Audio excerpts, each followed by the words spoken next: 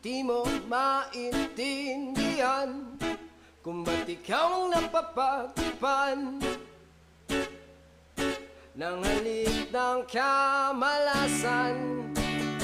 Kinapang mong marahan ng hagdanan para lamang makidlatan sa kaitaas-taasan. Ngunit kaibigan, huwag kang magpapasindak. Kaibigan, easy lang sa'yo